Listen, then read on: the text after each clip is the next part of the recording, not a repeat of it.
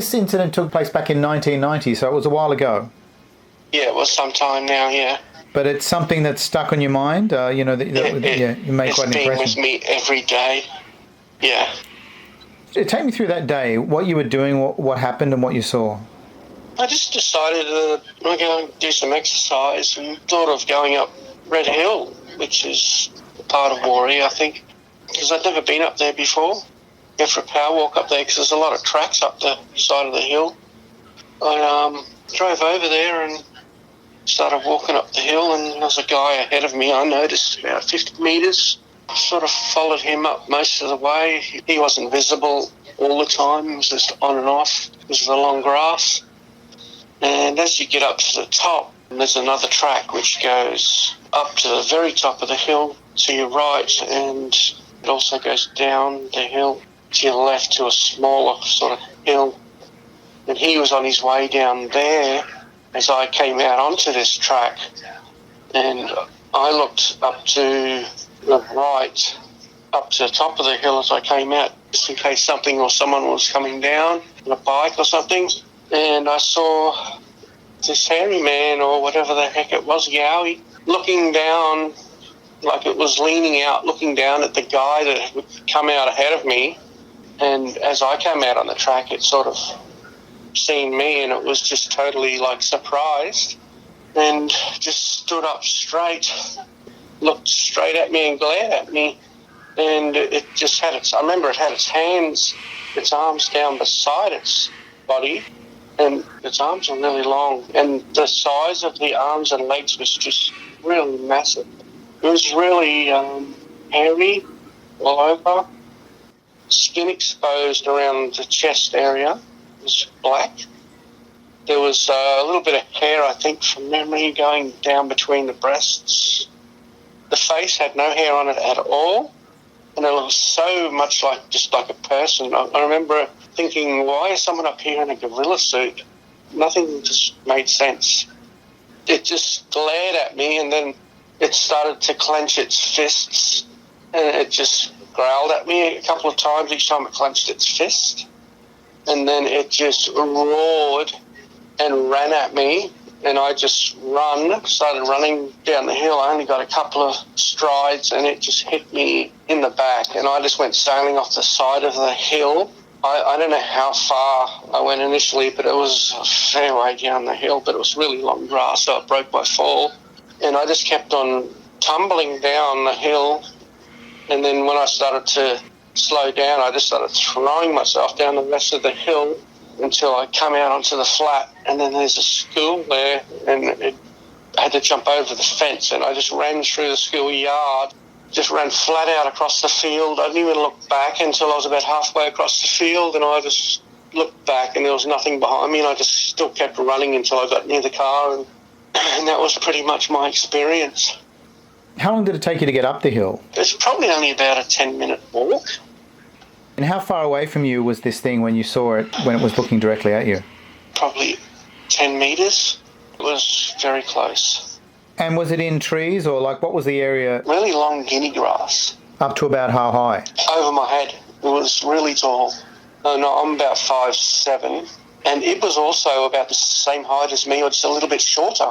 But it was really muscly and really wide. It was ridiculous. You could see its muscles flexing as it clenched its fists. And I thought, this is not someone mucking around. This is, whatever it is, it's a real thing.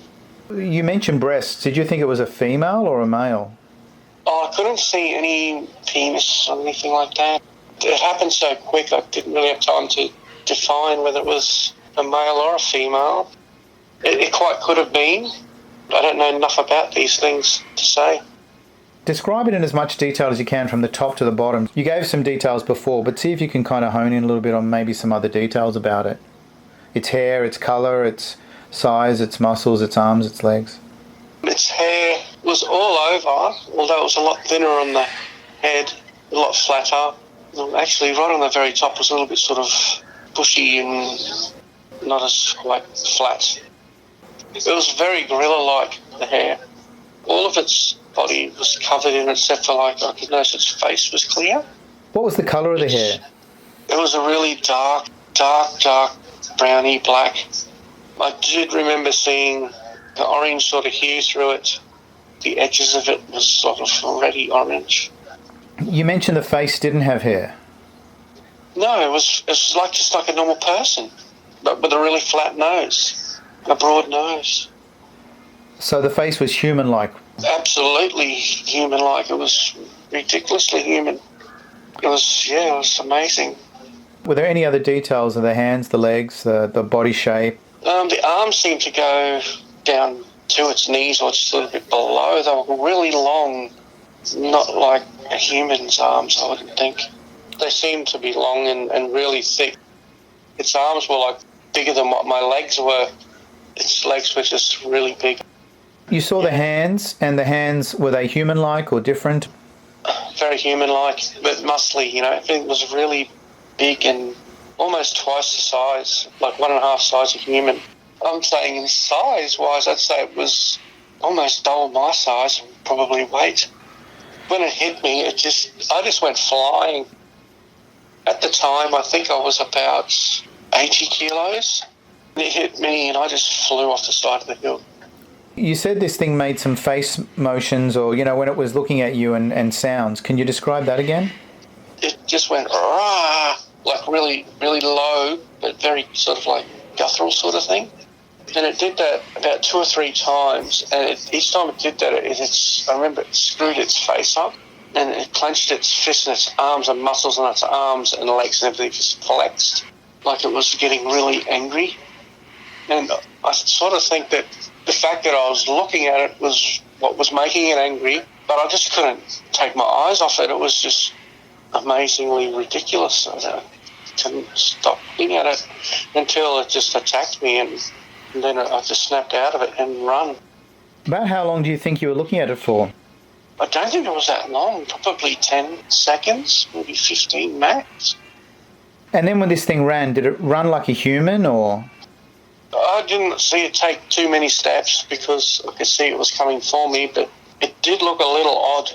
It sort of went a fair way forward as it took off, like it was leaning way forward.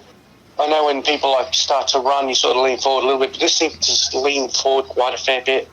But it may be because it was taken off in such a speed, I don't know, but it's not like the way we would run or whatever, but I only saw it take about the first 2 or 3 strides, and then I just turned and run. How many steps had you taken when it hit you, and where did it hit you? I probably get to about the 3rd step, I think. It was behind me, and it hit me between the shoulder blades, and it felt like both of its fists or hands or something hit me and sort of like pushed me, like you would get someone and just push them like over with both hands, but it felt like it did that in the centre of my back. Now, it's interesting, something this big and with so much weight and power, it really seems to have treated you a bit lightly. I mean, it really just pushed you. Would that be correct? I mean, is that what you feel, that it could have done you worse harm if it wanted to? It could have ripped my head off easy. It was just so big and strong, it was ridiculous. You could just see it had a lot of power. So do you think it possibly was getting you away as opposed to wanting to really hurt you? It just wanted me out of there. And just one other thing I just noticed as well is the grass up the top where it was sort of hanging out and everything had been all flattened down. It's been trudged down. That was right up the very top, and it was sort of on the edge of that, peering out from behind that, looking down the track at that guy initially. And then up the very top there's an opening into the forest, rainforest at the top there. I don't know, maybe it came out of there or something. Now, this thing hit you and you fell and rolled, as you described, kind of tumbled, but you weren't hurt? No, it was quite a steep hill and really long grass, and I was quite lucky. It was just breaking my fall. I couldn't even tell you how far I fell the first time. It's just quite steep. Like it's quite a hard gradient to walk up. So this thing only hit you once, though, or hit you more than once? No, it only hit me the once, and I was just sailing through the air. That was the most amazing part about it, is how much it sort of flew me through the air. I didn't even touch the ground. I just went through the top of the guinea grass and then out and down. Now, did you have a bruise or anything on your body after that? I don't remember any bruises that I had, scuffs and stuff, just from like cuts and stuff from the guinea grass, and just grazes and things. I don't remember anything on my back. I don't even remember looking. Did you talk to anybody about what had happened to you? I just told my mum. I think my dad was there too, but I don't think anyone believed me. And I just left it at that. But I think Mum said she heard, when was that about? How long ago after? I can't remember. It wasn't that long. It might have been a year or so. About a year or so, she heard that someone else had seen the same thing up there as well. So I think there's more than one person. Maybe more than one. Maybe more than myself has seen it. That's your mum in the background kind of saying, yeah. It just seriously looked just like an Aboriginal man, the face. You could never shoot it or harm it because it just looked like one of us. Just had hair all over it. And the body looked a little strange, like it wasn't quite a human body. But you don't think it could have been just a human?